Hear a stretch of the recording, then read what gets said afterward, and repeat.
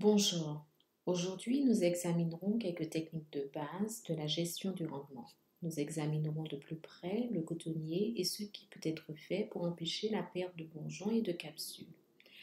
Nous aborderons aujourd'hui la gestion du couvert végétal et nous en discuterons plus en détail demain. Le cotonnier a une ordonnance étonnante. Il produit des branches, des bourgeons et des capsules selon un plan. Si nous ne comprenons pas la plante, il est presque impossible de la gérer pour obtenir des rendements élevés. Regardons donc d'abord la plante.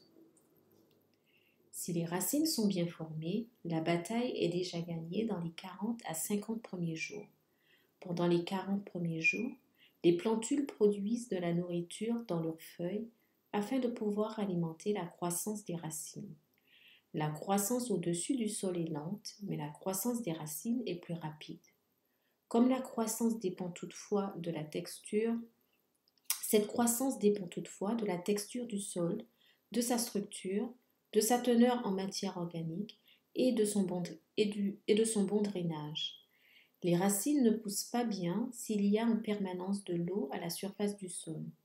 En 50 jours, les racines peuvent pousser jusqu'à 90 cm. Dans ce cas, le cotonnier peut facilement lutter contre la sécheresse au fur et à mesure qu'elle se produit en fin de campagne. Les plants de coton poussent en fonction des unités de chaleur. Il est facile de calculer ces unités de chaleur. À une température seuil de 15,5 degrés centigrades, les graines ne germent pas et les plantules ne poussent pas. L'unité de chaleur pour un jour donné est calculée en soustrayant la température seuil de la température moyenne quotidienne. L'unité de chaleur signifie que la plante a reçu une certaine quantité de chaleur supplémentaire au-dessus de la température seuil. La germination a lieu après que les graines aient reçu 25 à 30 unités de chaleur. De même, une nouvelle branche sympodiale est ajoutée après que la plante ait reçu 20 à 24 unités de chaleur, ce qui se produit normalement en 3 à 4 jours. Un nouveau bourgeon est formé après que la plante ait reçu 7 à 8 unités de chaleur. Toutefois, certaines plantes réagissent plus favorablement à une quantité moindre d'unités de chaleur. Voyons maintenant comment une plantule pousse en 12 semaines. Le chiffre en haut à gauche est le nombre de semaines. Comme vous pouvez le voir, la plante commence à produire des bourgeons à partir de la 7e semaine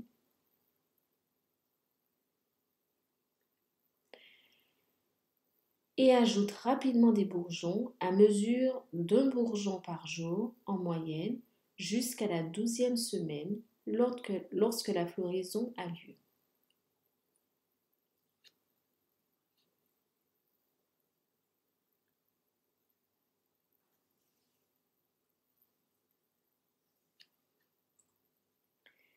Examinons cet exemple pour mieux comprendre la culture. Si le bourgeonnement a commencé le 46e jour, alors le 49e jour, c'est-à-dire 3 jours après le 46e jour, la plante a ajouté un bourgeon sur la ramification fructifère supérieure. La plante ajoute un nouveau bourgeon après environ 6 jours sur la même ramification fructifère et par la suite tous les 3 jours sur la branche fructifère supérieure. Donc on reprend. La plante ajoute un nouveau bourgeon après environ 6 jours sur la même branche fructifère et ensuite tous les 3 jours sur la branche fructifère supérieure. Un nouveau bourgeon est formé en moyenne par jour. Donc, un bourgeon en moyenne par jour. Un nouveau bourgeon est ajouté à la même position sur la branche sympodiale supérieure. Par exemple, si un bourgeon a été produit à la 2e position sur la branche inférieure, un nouveau bourgeon se formera le 9e jour à la même position sur la branche supérieure. Ainsi, des bourgeons continuent d'être ajoutés au fur et à mesure de la production de branches fructifères, à raison d'environ une nouvelle branche fructifère ajoutée tous les 3 à 4 jours en fonction des unités de chaleur accumulées. Enfin, le bourgeon le plus bas et le plus ancien fleurit après 21 à 24 jours de croissance. Cette fleur est appelée fleur blanche de première position.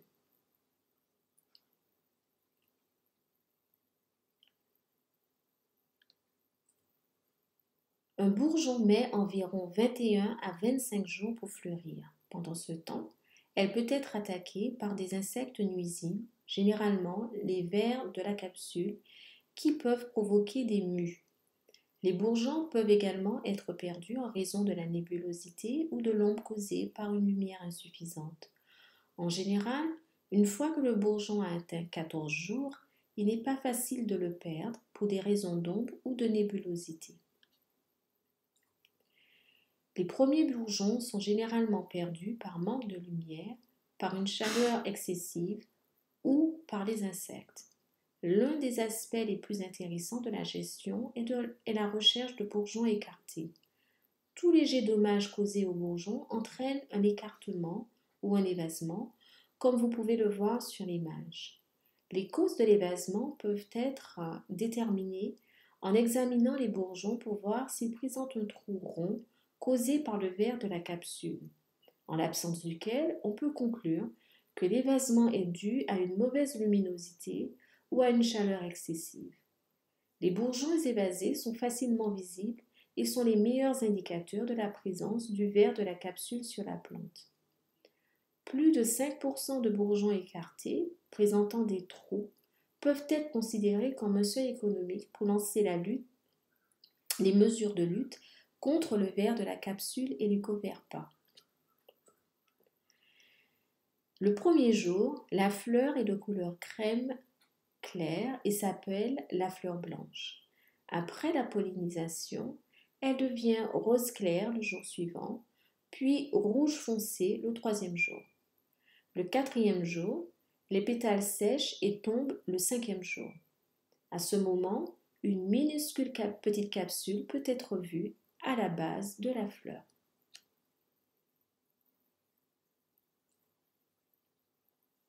La minuscule capsule demande beaucoup d'énergie à la plante. Elle atteint sa taille maximale en 20 jours environ et est généralement appelée capsule sûre, car elle n'est pas préférée par les vers de la capsule pour la ponte et tombe rarement.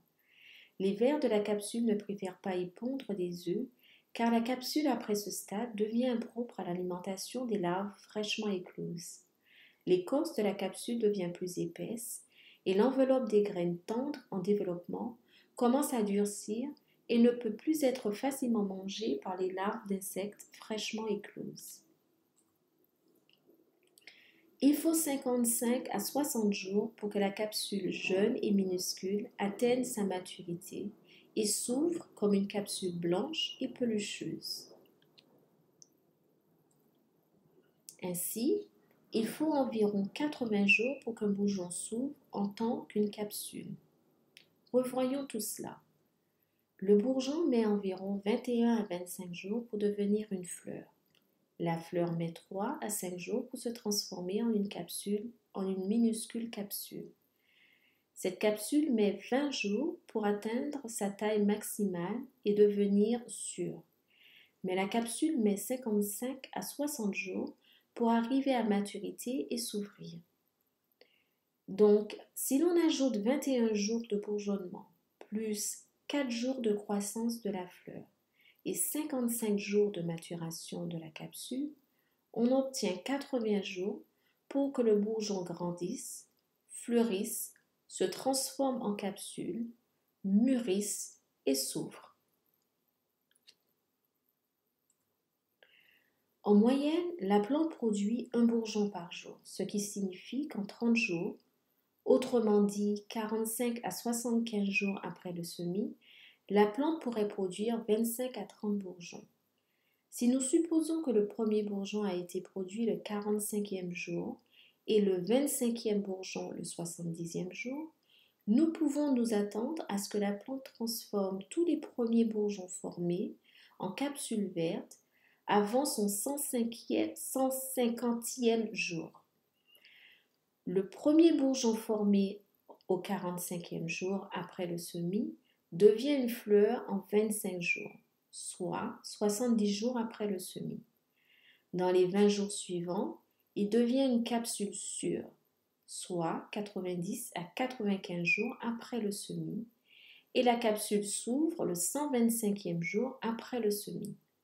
De même, le 25e bourgeon qui s'est formé 70 jours après l'ensemencement s'ouvre en tant que capsule 150 jours après le semis, mais elle est devenue une capsule sûre 115 jours après l'ensemencement. L'Helicoverpa armigera attaque rarement le coton pendant les 60 jours qui suivent les semis. Si notre objectif est de conserver le premier lot de 25 à 30 bourgeons pour qu'ils se transforment en capsules pendant la phase de mousson, il serait essentiel de se concentrer sur la protection des bourgeons et des capsules pendant environ 55 à 60 jours, c'est-à-dire du 60e jour au 115e jour après le semis. N'oubliez pas que les capsules vertes se forment mieux pendant la phase de mousson. Les capsules sont soit avortées, soit perdues si l'humidité du sol est déficitaire pendant la phase de mousson, la phase post-mousson. De plus, les fortes pluies peuvent abîmer les capsules ouvertes. Il est donc extrêmement important d'élaborer un bon plan d'ensemencement qui tienne compte de la formation du premier lot de capsules vertes dans la fenêtre de mousson. Nous avons vu le schéma de formation des bourgeons. L'ouverture des fleurs et le développement des capsules suivent exactement le même schéma. Il est intéressant de noter que l'âge de chaque capsule de la plante peut être calculé. Par exemple, si nous voulons connaître le nombre de capsules sûres sur la plante, la meilleure façon de le calculer est de commencer avec une fleur et de soustraire 6 jours de la capsule précédente. Comptons à partir de la fleur blanche de la 7e branche sympodiale. 1, 2, 3, 4, 5. 1, 2, 3, 4, 5, 6, 7. Donc, comptons à partir de la fleur blanche de la 5e branche sympodiale. La capsule d'à côté a 6 jours. La prochaine capsule d'à côté a 12 jours. Et la capsule de première position a 18 jours. La capsule de la même position sur la branche inférieure est âgée de 21 jours. Nous pouvons donc calculer ainsi l'âge de toutes les capsules de la plante. Il est intéressant de savoir que les capsules de la première position ont un poids plus élevé et une meilleure qualité par rapport aux capsules de la deuxième position et de la capsule supérieure sur la plante et de la position supérieure sur la plante. Pour résumer, les capsules formées tôt sont de meilleure qualité et les capsules de première position, qui sont plus proches de la tige principale, également appelées capsules proximales, sont de meilleure qualité. On sait que les capsules de première position contribuent à 60% du rendement, tandis que les capsules de deuxième position contribuent à 30% du rendement. Il est intéressant de noter que les branches les plus basses et les plus fructifères ne contribuent pas correctement au rendement parce que les capsules subissent un effet d'ombrage et qu'elles s'ouvrent tôt, ne sont pas cueillies et pourrissent. Les branches fructifères supérieures ne reçoivent pas une nutrition adéquate en raison de la concurrence et ne contribuent pas correctement au rendement. Les capsules en cours de développement font face à une rude concurrence car elles ont la plus forte demande en nutriments et en eau. Au fur et à mesure de la croissance de la plante, les capsules tardives souffrent de la concurrence, ce qui se traduit par un faible poids et une mauvaise qualité. de la fibre. Il est donc très important de se concentrer sur le premier lot de bourgeons et sur les capsules de première position. Voyons maintenant comment réduire la concurrence des branches végétatives, des bourgeons et autres capsules en développement pour favoriser le développement du premier lot grâce à la gestion du couvert végétal. Les cotonniers ont deux types de branches, des branches végétatives qui sont appelées branches monopodiales et les branches fructifères qui sont appelées branches sympodiales. Les branches monopodiales sont produites à partir du premier au sixième nœud les plus bas de la plante, au-dessus desquels les branches sympodiales sont produites à partir du sixième nœud ou plus haut.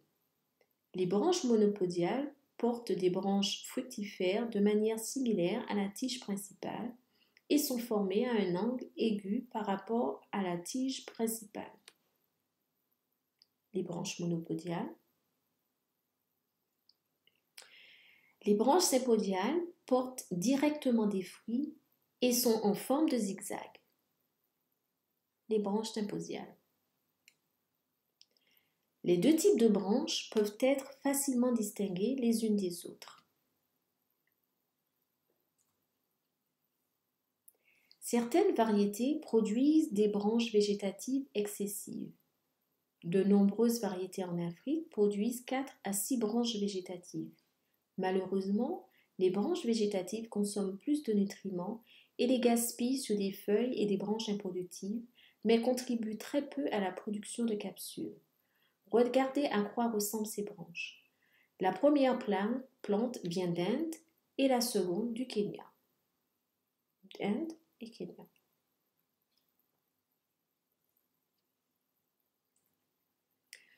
Une branche sympodiale porte des fruits directement sur ses pointes de fructification. Chaque fruit a une feuille qui lui est attachée. Cette feuille est comme la mère du fruit. Elle fabrique la nourriture et nourrit le fruit. Plus la distance entre le point de fructification est courte, mieux c'est pour la plante.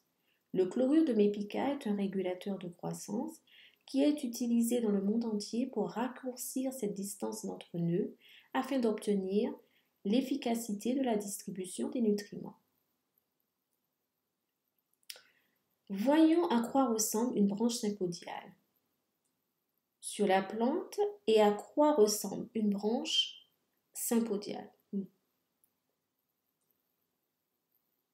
Donc, la branche monopodiale et la branche sympodiale.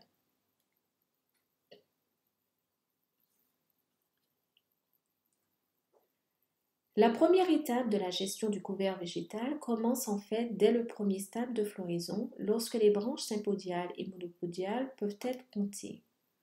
En général, si le nombre de branches sympodiales est inférieur à 8, il y a des chances que la plante ait produit des branches monopodiales, qui doivent être immédiatement éliminées, sinon la formation de nouvelles branches sympodiales continuera à être lente. Si des ouvriers sont disponibles, les branches monopodiales peuvent être enlevées sous les premières branches sympodiales ou du chlorure de mépica à 10-15 ppm peut être pulvérisé. Comme cela a été mentionné dans la diapositive précédente, il est important de supprimer les branches monopodiales car elles entrent en concurrence avec les branches sympodiales et les capsules en développement pour les nutriments. Leur élimination améliore la santé des capsules et l'indice de récolte. L'indice de récolte est le poids relatif des capsules récoltées par rapport à la biomasse totale du sol. Par exemple, si le poids total de la biomasse végétale est de 100 g et le poids du coton-graine récolté est de 20 g, l'indice de récolte est de 20 divisé par 100, soit 0,2.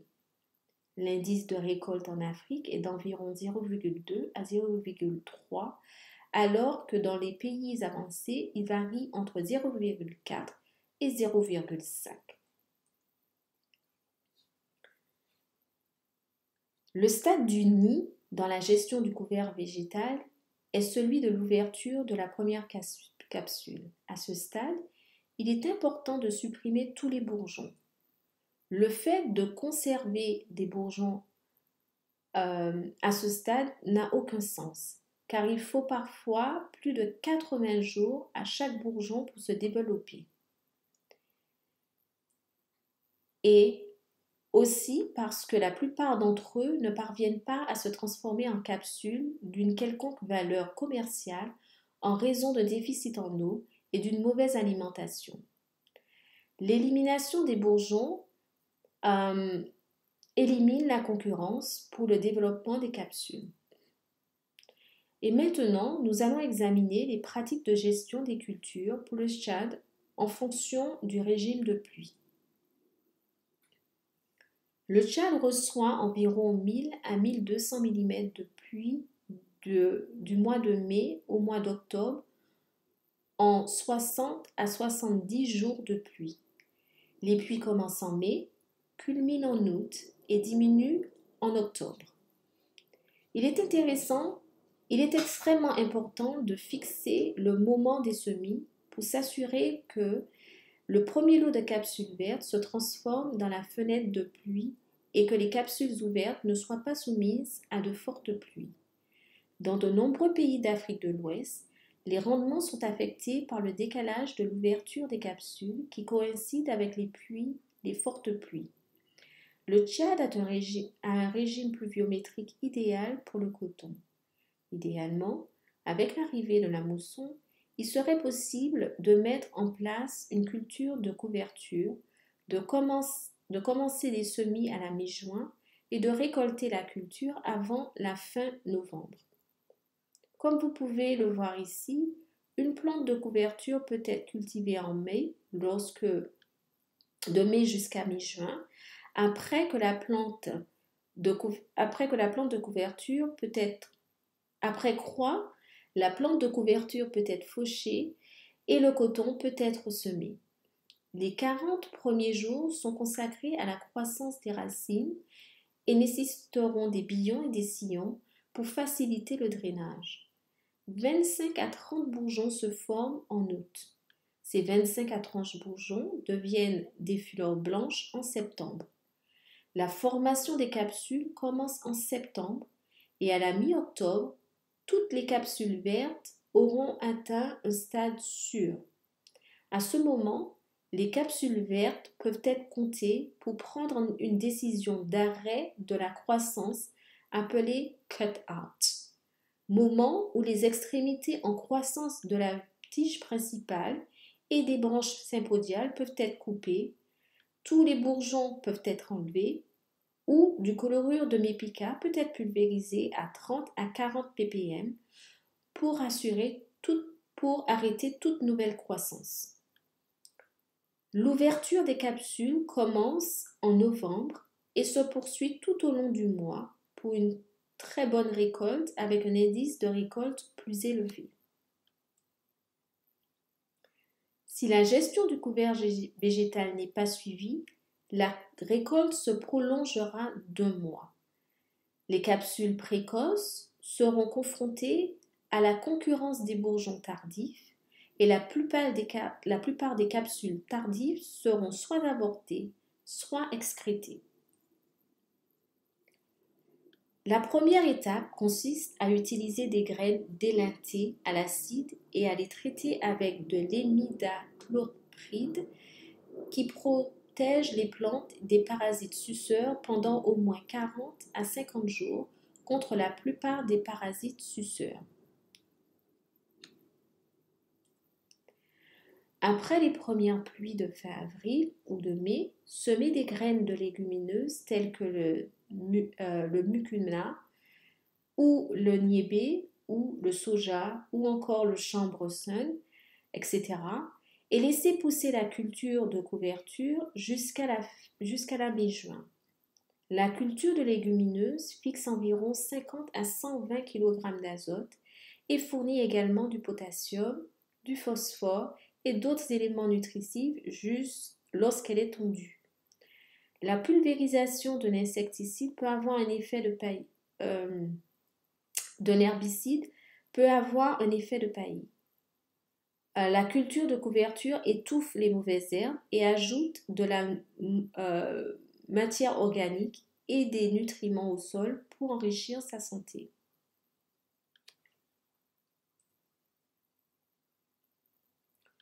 La troisième étape consiste à préparer les billons et les sillons en perturbant le moins possible le paillis de la culture de couverture.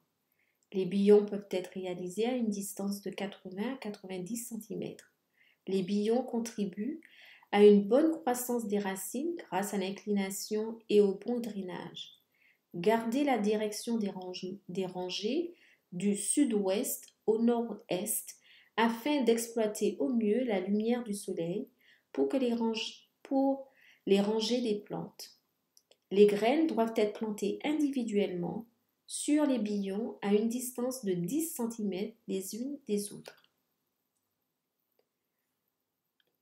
La quatrième étape consiste à se concentrer sur le drainage et la dose d'engrais de base si nécessaire. De bonnes racines maintiennent la culture en place contre les aléas du climat. Les prochaines étapes visent à protéger les bourgeons et les capsules contre les pertes. À partir de 60 jours après les semailles, recherchez les bourgeons écartés pour savoir si la perte est due à l'Helicoverpa armigera. Le chlorantraniliprole peut être appliqué si les bourgeons écartés présentent plus de 5% du total de bourgeons comptés. Si les bourgeons écartés sont de 1 à 5%, utilisez une émulsion d'huile de margousier à 1% ou avec 0,05% d'émulsion de savon. Le chlorantraniliprole est relativement plus sûr pour la plupart des insectes utiles dans cette fenêtre et est toxique pour les jacides et l'Helicoverpa armigera. N'utilisez jamais de péritronide ou de mélange d'insecticides à aucun stade de la culture. Pour plus de détails, consultez votre manuel de formation. Des pertes de bourgeons peuvent se manifester si le cotonnier dépasse la largeur de la rangée. Par exemple, si la largeur de la rangée est de 90 cm, ne laissez pas la plante dépasser 90 cm de hauteur ou au maximum 99 cm. Pulvérisez du chlorure de mépica à 10-15 ppm. Enlevez manuellement les branches monopodiales s'il y en a plus d'une.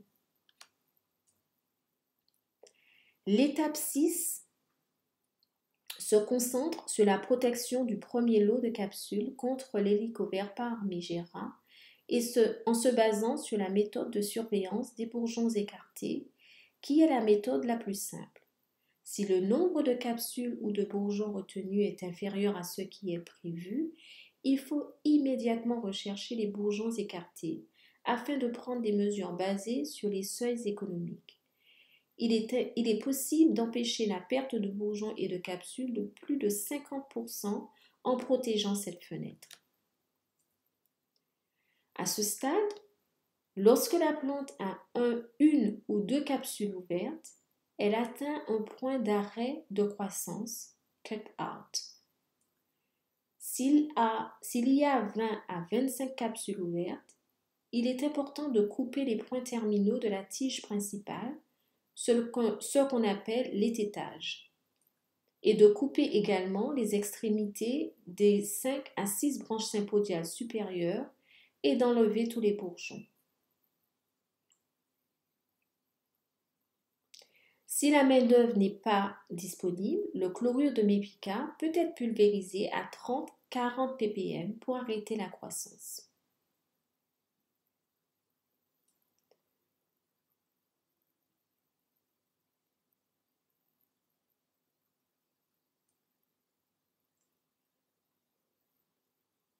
Nous avons fait jusqu'à présent ce que nous avons prévu, c'est-à-dire protéger le premier lot de bourgeons et le premier lot de capsules. Le premier lot de capsules produites par la plante qui se forment pendant la fenêtre de mousson de 80 à 115 jours après le semis est de meilleure qualité. Nous pouvons obtenir d'excellents résultats en utilisant ces techniques simples. Toutefois, même si vous perdez 80% du premier lot de capsules pour une raison ou une autre, les rendements seront toujours supérieurs à 1,5 tonnes de coton-graine ou à 666 kg de fibres par hectare. Je vous remercie de votre attention. Vous pouvez envoyer vos questions au Dr Cranty à keshav@icac.org. Keshav s'écrit KESHAV @icac.org. Merci.